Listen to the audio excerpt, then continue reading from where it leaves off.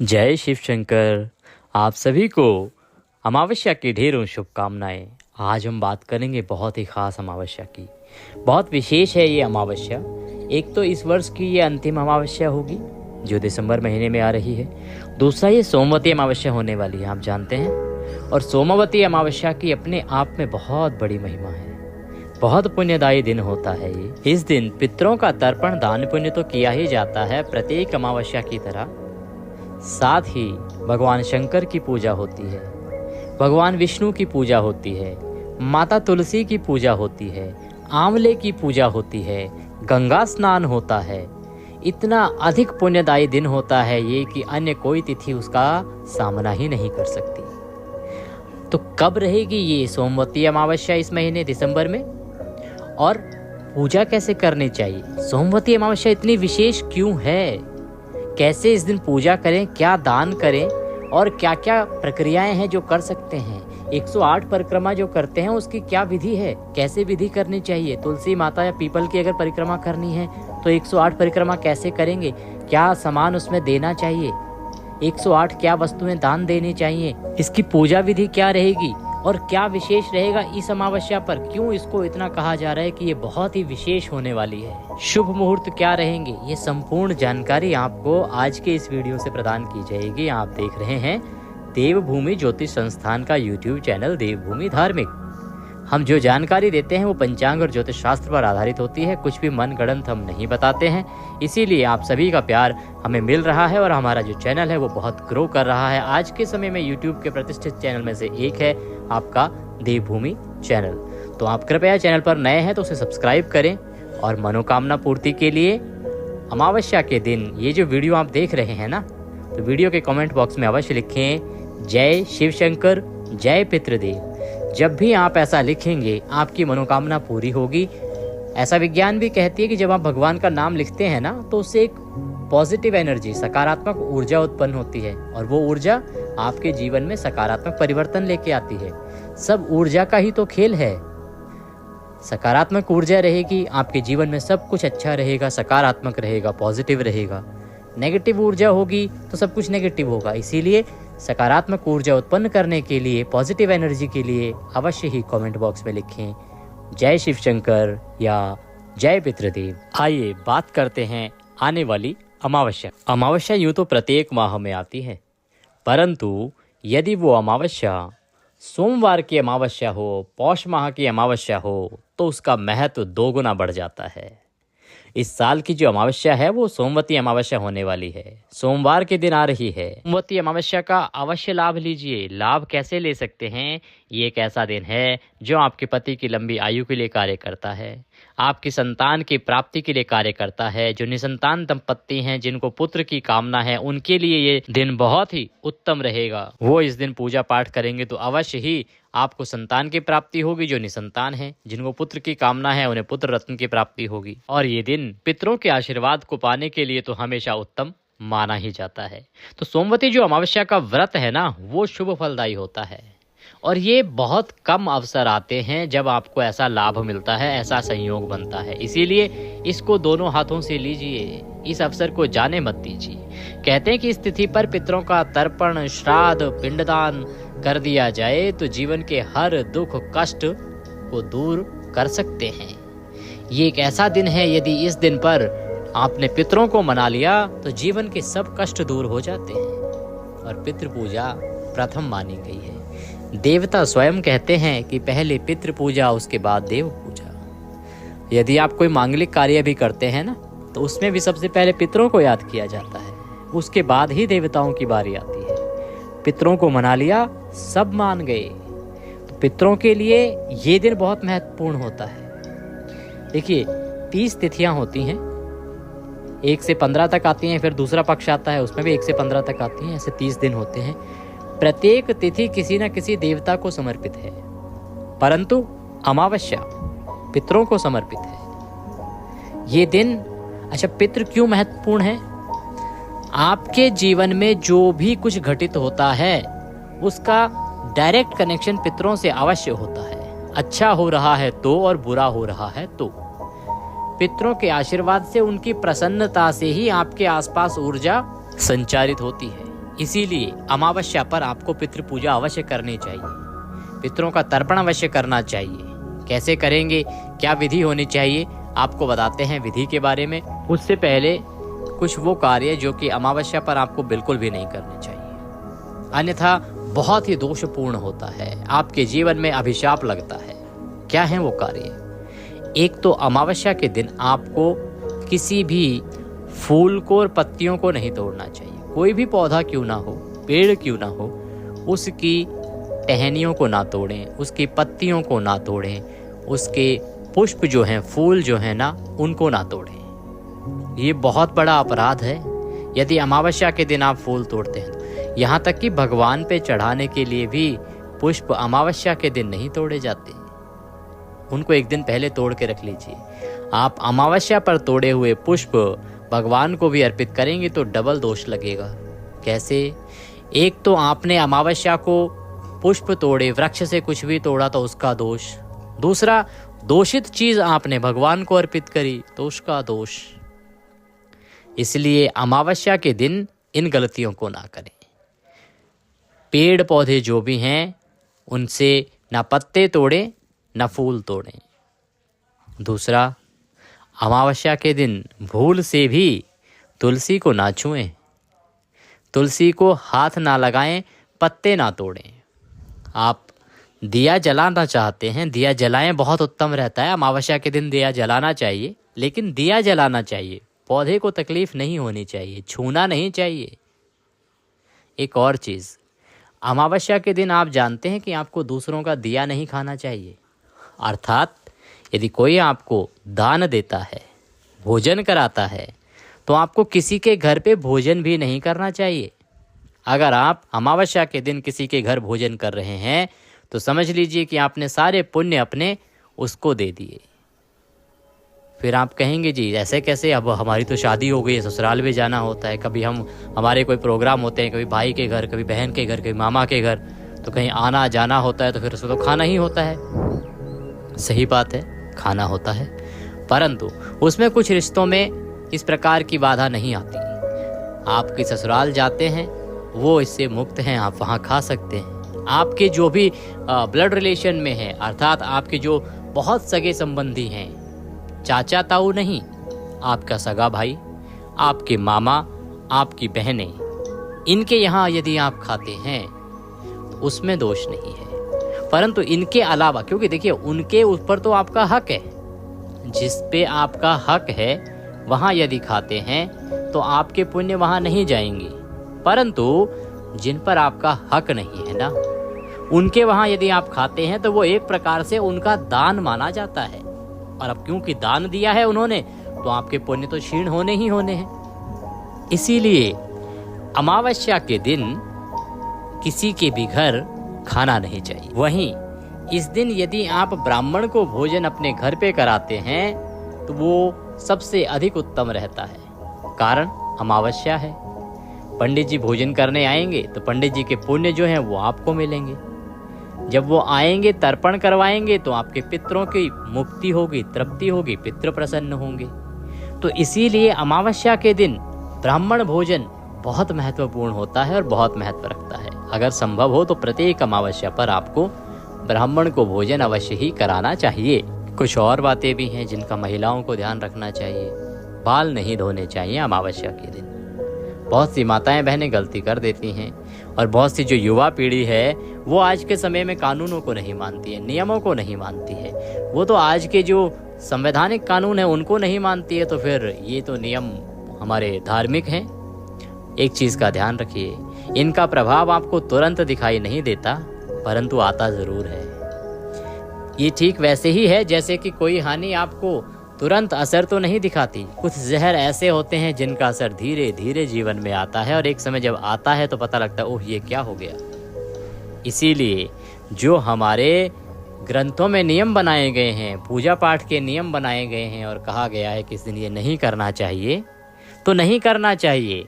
आप जब उसको ब्रेक करेंगे, अर्थात उस नियम को तोड़ेंगे, तो उसी दिन आपको परिणाम मिले ना मिले, जीवन में अवश्य मिलेगा। इसीलिए ये सोचते हुए कि अरे कुछ नहीं होता, फला ने किया था, उसका तो कुछ नहीं हुआ, देखिए बढ़िया है, अभी तक नहीं हुआ है ना, जीवन समाप्त तो नहीं हो गया उनका। क्या पता उनके पिछले जन्म के पुण्य इतने अधिक हो कि इस बार जो उन्होंने गलती करी है वो उसके सामने अभी असरदार ना हो, लेकिन धीरे धीरे जैसे पिछले पुण्य क्षीण होते चले जाएंगे तो अभी जो आप कर्म कर रहे हैं ना, ये आपके सामने आएंगे। देखिए, कई बार हम ये देख लेते हैं, अरे वो ऐसे करता है, देखिए उसने कितने सारे नियम तोड़े, कोई नियम कानून नहीं मानता, फिर भी वो बढ़िया चल रहा है, देखिए कितना पैसा है उसके पास, कितना आगे चला गया। आप ये सोचिए, संभावना ये भी तो है कि उसके जो पहले से पुण्य अर्जित किए हुए हैं वो आपसे अधिक हों उसके, इसीलिए जो उसके पहले के पुण्य हैं उनके दम पर वो आगे चले जा रहा है, और अभी जो कर रहा है इस जन्म में या इस समय में, उसका तो आपको उसको आगे सामना करना पड़ेगा। परंतु क्या इतना ही अच्छा आपके साथ भी रहेगा? क्या पता आपके जो पुण्य हैं पिछले जन्म के पहले के वो उतने अच्छे नहीं हैं, तो आपको जो आपकी गलती है, नियम तोड़ना है, वो तुरंत ही असरदार दिखा दे, हो सकता है आपको तुरंत ही हानि हो जाए। इसीलिए दूसरे से तुलना करके सोच लेना कि उसका कुछ नहीं बिगड़ रहा है, अर्थात नियमों में कोई दम नहीं है, नियम कोई होते ही नहीं है, ये सब फालतू की चीज़ें, ऐसा नहीं है। नियमों का ध्यान रखना चाहिए, जो नियम बनाए गए हैं उनका पालन करना चाहिए। एक सबसे बड़ा नियम ब्रह्मचर्य का पालन। ब्रह्मचर्य का पालन आपको अमावस्या के दिन अवश्य रखना चाहिए। हाँ, व्रत कर रहे हैं तो रखना चाहिए, घर में श्राद्ध कर्म करते हैं तो भी रखना चाहिए, पितरों की पूजा अगर आप करते हैं अमावस्या के दिन तो अवश्य रखना चाहिए। ये बहुत बड़ा नियम है। आजकल हम बहुत देखते हैं, हमारे यहाँ पे बहुत सवाल भी आते हैं, यूट्यूब पर भी आपने देखे होंगे, हमारे वीडियोस पे बहुत से हमारी माताएं बहनें भाई बंधु सवाल करती हैं कि क्या करें जी, हो नहीं पाता है, कहीं ना कहीं कभी ना कभी भूल हो जाती है। ये जो भूल है ना, ये आपके लिए बहुत हानिकारक सिद्ध होती है। इसीलिए ब्रह्मचर्य का पालन आपको करना ही चाहिए। अमावस्या के दिन याद रखिएगा विशेष रूप से। पितृ तर्पण वाले दिन, पितृ पूजा वाले दिन या अमावस्या व्रत वाले दिन यदि आपका ब्रह्मचर्य टूटा तो समझिए आपको एक प्रकार से अभिशापित होना पड़ेगा, आपको श्राप लगेगा ही लगेगा, दोष लगेगा ही लगेगा। तो सावधान हमेशा रहना चाहिए, सावधानी आवश्यक है। अब बात कर लेते हैं पूजा विधि की, कैसे पूजा करेंगे और क्या कर सकते हैं सोमवती अमावस्या पर। प्रातः काल उठ के किसी पवित्र नदी में स्नान करना चाहिए। गंगा जी में स्नान कर सकते हैं, उत्तम है। शिप्रा नदी में स्नान कर सकते हैं, बहुत अधिक पुण्य मिलता है सोमवती अमावस्या पर अगर आप स्नान करते हैं तो। अब क्योंकि सबके लिए वहाँ जाना और स्नान करना संभव नहीं है, तो आप क्या करें कि अमावस्या के दिन जब आप स्नान करने के लिए पानी भरें किसी बाल्टी में, तो उसमें थोड़ा सा गंगा जल मिला लीजिए, या शिप्रा का जल है तो शिप्रा मिला लीजिए, अन्यथा गंगा जल मिला लीजिए। गंगा जल सभी के घरों में होता है, तो गंगा जल में मिला लीजिए जो आप नहाने के लिए भर रहे हैं। उसमें थोड़े से काले तिल मिला लीजिएगा और उससे आप स्नान कीजिएगा, आपको गंगा स्नान का फल प्राप्त हो जाएगा। स्नान करने के बाद भगवान भास्कर अर्थात सूर्यदेव को जल दीजिएगा। सूर्यदेव को जब जल दें तो उसमें थोड़ी सी रौली और लाल पुष्प आपके पास होना तो वह डाल लीजिएगा। अब बात आती है आज की पूजा की। आप व्रत कर रहे हैं तो बहुत उत्तम है, क्योंकि अमावस्या और सोमवती अमावस्या का व्रत बहुत ही अधिक फलदायी होता है। कोई भी कर सकता है इसको, स्त्री पुरुष ऐसा नहीं है कि केवल स्त्रियां ही कर सकती हैं। पूजा के लिए आपका जो भी पूजा स्थल है, घर में कोई मंदिर आपने बना रखा है, या आप नीचे बैठ के जहाँ भी पूजा करते हैं या जहाँ भी आपके लिए सही हो पूजा करना, वहाँ पे आसन लगा के बैठ जाएं। बहुत सूक्ष्म सामग्री है जो आपको एकत्र करनी है, सभी के घरों में होती है ये। आपको चाहिए एक लोटे में जल, साफ सुथरा मंजा हुआ लोटा हो, उसमें शुद्ध जल भर लीजिए, थोड़ा सा गंगा जल उसमें मिला लीजिए। एक थाली में थोड़ी सी रौली, मौली, पान, सुपारी, लौंग, इलायची, थोड़े से खुले फूल, माला अगर संभव है तो माला रख लीजिए, धूप, दीप, घी का दीपक लगाइए और आप पूजा करने के लिए सामग्री एकत्र करके बैठ जाइए। तो अमावस्या के दिन जो आप देव पूजा करेंगे ना, देव पूजा में क्या होता है, भगवान शंकर और माता पार्वती की पूजा होती है। इस व्रत में भगवान शंकर और माता पार्वती की ही पूजा विशेष रूप से होती है। तो आप उनकी तस्वीर को स्थापित कीजिए। आपके मंदिर में पहले से रखी है तो अच्छी बात है, अगर नहीं है तो आप जिस स्थान पर भी आप उनको रखना चाहें, अगर ज़मीन पे भी रखना चाहें, आपके मंदिर में जगह नहीं है, मंदिर नहीं है या चौकी भी नहीं है, आपके पास लकड़ी का कोई पटरा भी नहीं है, तो आप पृथ्वी पर भी भगवान की तस्वीर को रख के पूजन कर सकते हैं, कोई दोष नहीं है। क्योंकि हर एक की सामर्थ्य अलग है, हर एक के पास सारी सुविधाएं नहीं होती हैं और पूजा सभी को करनी चाहिए। तो भगवान प्रेम के भूखे हैं, सभी चीज़ों के लिए विधि है। आप जहाँ भी उनकी तस्वीर रखना चाहें रखें, बस अब बताते हैं रखना कैसे है और पूजा कैसे करनी है। जिस स्थान पर तस्वीर रखनी है ना, उस स्थान पर एक लोटे में जो हमने जल भरवाया है उसमें गंगा जल मिला लीजिए और उससे छींटे दे दीजिए। उससे स्थान का पवित्रीकरण हो जाएगा। पवित्रीकरण के बाद भगवान को आसन देना चाहिए। आसन देने के लिए उस स्थान पर थोड़े से पुष्प बिखरा दीजिए, फूल बिखेर दीजिए वहाँ पे, और उसके ऊपर भगवान की तस्वीर या प्रतिमा जो भी आपके पास है उसको रख दीजिए। अब पूजा आरंभ करेंगे। पूजा आरंभ करने से पहले हस्तों प्रक्षालनम, अपने हाथ धो लीजिए। जो जल है गंगा जल वाला, उससे आपको हाथ धोने हैं। थोड़ा सा जल हाथों पे लीजिए और हस्तों प्रक्षालनम। अब भगवान की पूजा करेंगे। पूजा करने के लिए सबसे पहले भगवान को पाद्य, अर्घ्य, आचमनी अर्पित करेंगे। तो इसके लिए भगवान की जो तस्वीर है उस पर 3 बार जल के छींटे दीजिए। गंगा जल मिला हुआ जो जल है लोटे में, उससे 3 बार छींटे दीजिए। भगवान को तिलक लगाइए, अक्षत लगाइए। ओम तिलकम तिलकांते अक्षतम पांतु पुष्पाणि पांतु धूप दीप दर्शनम मुखमोजनार्थम नैवेद्यामि। तो 3 बार जल के छींटे दीजिए, तिलक लगाइए। तिलक लगा के अक्षतम पांतु, अक्षत लगाइए, चावल लगाइए। पुष्पम समर्पयामि, पुष्प अर्पित कीजिए। खुले पुष्प आपके पास होंगे ना, खुले फूल चढ़ा दीजिए। माला है तो माल्यार्पण कीजिए। और धूप दीप दर्शनम, धूप जलाइए, धूप दिखाइए। घी का दिया जलाइए और दीप दिखाइए। घी का दिया ही होना चाहिए और शुद्ध घी का दिया होना चाहिए। इसका विशेष रूप से आप ध्यान रखें। ऐसा नहीं कि आप कोई भी दिया जला लेंगे। जो दिया जब बनाए तो शुद्ध घी। देखिए आजकल क्या है, पूजा पाठ के नाम पर भी घी बना के दिए जा रहे हैं। डब्बों पे लिखा होता है पूजा पाठ का घी। पूजा पाठ के घी के नाम पर जो दिया जा रहा है उसमें कोई शुद्धि नहीं है। और ये घी किसी भी प्रकार से पूजा के उपयोग के लायक भी नहीं होता, क्योंकि पूजा पाठ में प्रथम जो शर्त होती है, नियम होता है, वो है आपकी शुद्धि का। जो वस्तु प्रयोग कर रहे हैं वो शुद्ध होनी चाहिए। तो इस प्रकार का घी आप प्रयोग में ना करें। या तो शुद्ध घी प्रयोग में लाएं जोत के लिए, या फिर आप तिल के तेल का दिया भी जला सकते हैं। कोई दोष नहीं है उसमें। नैवेद्य समर्पयामि, नैवेद्य के रूप में कोई मिठाई है तो वो भगवान को अर्पित कीजिए। मिठाई नहीं है तो कोई फल चढ़ाइए। फल भी नहीं है तो मिश्री के कुछ दाने लीजिए और वो भगवान को अर्पित कर दीजिए। ताम्बूलम पूंगी फलम, पान का पत्ता अगर आपके पास है तो पान का पत्ता लीजिए। उसमें 2 लौंग, 2 इलायची, 1 सुपारी रखिए और उसका बीड़ा बना के भगवान को अर्पित कीजिए। इसे पूंगी फल कहते हैं। ये जब आप चढ़ा रहे हैं सभी चीज़ें, उस समय आपको कोई मंत्र नहीं आता तो कुछ बोलने की आवश्यकता नहीं है। केवल बोलते जाइए ओम नमः शिवाय, ओम नमः शिवाय, ओम नमः शिवाय। तिलक लगाइए, ओम नमः शिवाय। अक्षत लगाइए, ओम नमः शिवाय। भोग लगाइए, ओम नमः शिवाय। आप इतना ही कर लेंगे ना प्रेम से, आपको बहुत अधिक पुण्य प्राप्त होगा, भगवान का आशीर्वाद प्राप्त होगा और आपका व्रत अवश्य ही सफल होगा। तो इस प्रकार से भगवान की पूजा करेंगे। फिर जलाचमनी करा दीजिए।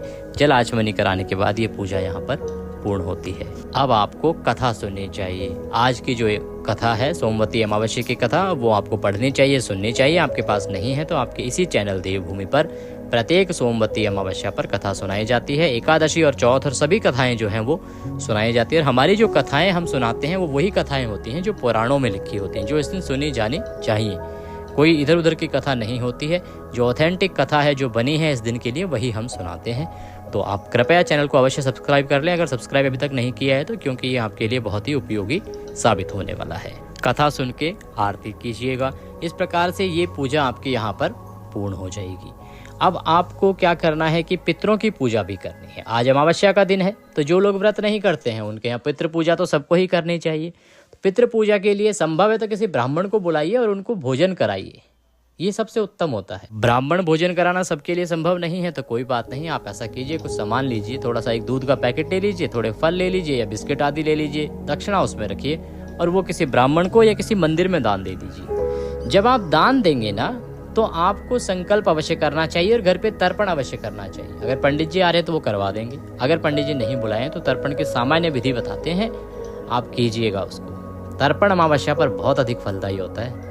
आपके पितृ जो हैं वो तृप्त होते हैं तर्पण से। अगर आप ब्राह्मण को भोजन नहीं भी कराएंगे और केवल तर्पण कर लेंगे ना तो भी वह बहुत अधिक फलदायी रहेगा। और तर्पण में बहुत कुछ करने की आवश्यकता होती नहीं है। क्या चाहिए, थोड़ा सा कच्चा दूध, उसको पानी में मिला लीजिए, काले तिल लीजिए, थोड़ी चीनी ले लीजिए, चावल ले लीजिए और कुशा। कुशा आपको अवश्य अपने पास रखनी चाहिए।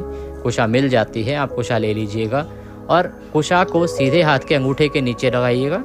विधि हमने पहले भी आपको बताई है वीडियो में, उसको देख लीजिएगा। और दूसरे हाथ से पहले काले तिल और चावल रख दीजिएगा हथेली पे और फिर वो जो जल है जिसमें कच्चा दूध मिलाया है उस जल को उस पर डालते जाइएगा और किसी बड़े पात्र में वो सब अंगूठे के साइड से और कुशा के साइड से नीचे निकल के गिरता रहेगा। आप बोलेंगे ओम पितृश्य तर्पयामि, पितृश्य तर्पयामि, ओम पितृश्य तर्पयामि, ओम तर्पयामि, ओम तर्पयामि, ओम तर्पयामि, ओम तर्पयामि, पितृश्य तर्पयामि। और जो कोई पितृ हैं उनका आप नाम लेते जाइएगा। इस प्रकार से पितरों का तर्पण कीजिएगा। अंत में कुशा में गांठ लगा के उसी में छोड़ दीजिएगा। ये जो जल है ना, ये जल तुलसा जी में नहीं डालना है, इसका आप ध्यान रखिएगा। ये पीपल पे जाएगा और सूर्यास्त से पहले पहले आपको इसे पीपल पे डाल देना चाहिए। इस प्रकार से तर्पण करें। सामग्री जो दान देने की हमने बताई है उसमें दक्षिणा रख के और वो किसी ब्राह्मण को दान दें। जब ब्राह्मण को दान दें तो उन्हें बोलें कि आप इसका संकल्प करा दीजिए। और जब संकल्प पढ़ेंगे तो उसमें वो बुलवाएंगे कि आप किस पितृ के लिए ये दान दे रहे हैं, तो वो विधि अवश्य करें। अगर आपके यहाँ पे ऐसे कोई ब्राह्मण नहीं है तो कमेंट बॉक्स में बताइएगा, हम आपको अवश्य ही वो विधि भी बता देंगे, जिससे कि आप स्वयं ही घर पर वो संकल्प कर सकें कि आप किस पितृ को क्या दान दे रहे हैं और वह आपके पितृ को ही लगेगा। क्योंकि अभी वीडियो बहुत लंबा हो गया, अगर उस विधि को भी डालेंगे तो और बढ़ जाएगा। इससे अच्छा है अगर किसी भाई बंधु को ऐसी जरूरत हो, किसी माता बहन को, तो बता दीजिएगा, हम आपके लिए वो संकल्प की विधि अलग से वीडियो बना के डाल देंगे कि इस प्रकार से आप सामग्री का संकल्प करें तो वो आप ही के जो पितृ हैं उन्हीं के निमित्त लगता है। ये दान दीजिएगा। उसके बाद आप नियमों का पालन करते हुए, जो नियम बताए हैं उनका पालन करते हुए दिन को व्यतीत कीजिएगा और अपना व्रत पूर्ण कीजिएगा। इस दिन क्योंकि सोमवती अमावस्या है तो सोमवती अमावस्या पर आपको पीपल की परिक्रमा करनी चाहिए 108, या तो तुलसी माता की परिक्रमा करनी चाहिए 108। ध्यान रहे तुलसी माता के पत्ते आदि नहीं तोड़ने हैं, तो आपको परिक्रमा केवल करनी है। परिक्रमा करिए 108। और 108 जो परिक्रमाएं की जाती हैं ना, ये किसी भी सामग्री से की जाती है। जैसे आप 108 टॉफ़ी गिन लीजिए और उससे परिक्रमा दीजिए, 108 किशमिश ले लीजिए उनसे परिक्रमा दीजिए, 108 बादाम ले लीजिए उनसे परिक्रमा दीजिए। ऐसे कोई भी खाने पीने की वस्तु लीजिए और उससे परिक्रमा दीजिए। 108 परिक्रमा का बड़ा ही विशेष विधान है सोमवती अमावस्या पर, या तो पीपल की या तो तुलसी माता की। ये परिक्रमाएं आपको अवश्य करनी चाहिए। तो ये जानकारी थी सोमवती अमावस्या के बारे में कि सोमवती अमावस्या क्यों बहुत खास है, बहुत स्पेशल है। अब बात करते हैं कि सोमवती अमावस्या है कब और कब रहेगा इसका शुभ मुहूर्त। अमावस्या की जो तिथि है ना, वो आरंभ हो रही है 30 दिसंबर को सुबह 4:01 पर और ये समाप्त होगी 31 दिसंबर को 3:56 सुबह। ऐसे में जो अमावस्या तिथि है वो 30 दिसंबर को सूर्य के मुख से है, पूरे दिन रहेगी और 30 दिसंबर को ही अमावस्या मनाई जाएगी और 30 दिसंबर को सोमवार है, इसीलिए ये कहलाएगी सोमवती अमावस्या। पूजा के लिए सुबह का समय उत्तम रहेगा, क्योंकि सुबह का जो पहला चौगड़िया है वो बहुत ही उत्तम होता है। सोमवार के दिन अमृत काल होता है, अमृत का चौगड़िया होता है, तो आप सूर्योदय के साथ ही अगर पूजा करते हैं तो वह सर्वोत्तम रहेगा। उसके बाद तीसरा चौगड़िया है वो शुभ है, तो आप तीसरा चौगड़िया अर्थात वो 9:30 बजे से और 11:15 बजे तक रहेगा, ये भी शुभ समय रहेगा। इस समय में आप पूजा करें, भगवान शंकर अवश्य प्रसन्न होंगे। पितरों का तर्पण कीजिए। तर्पण के लिए दोपहर का समय उत्तम माना जाता है और आपके पितृ अवश्य ही प्रसन्न होंगे। अपनी मनोकामना पूर्ति के लिए, पितृ दोष से बचने के लिए कमेंट बॉक्स में लिखें जय पितृदेव, जय शिव शंकर। भगवान शंकर आपकी सभी इच्छाएं अवश्य पूरी करेंगे। आज के इस वीडियो में अभी के लिए इतना ही। अगले वीडियो में फिर मिलेंगे, तब तक के लिए जय शिव शंकर।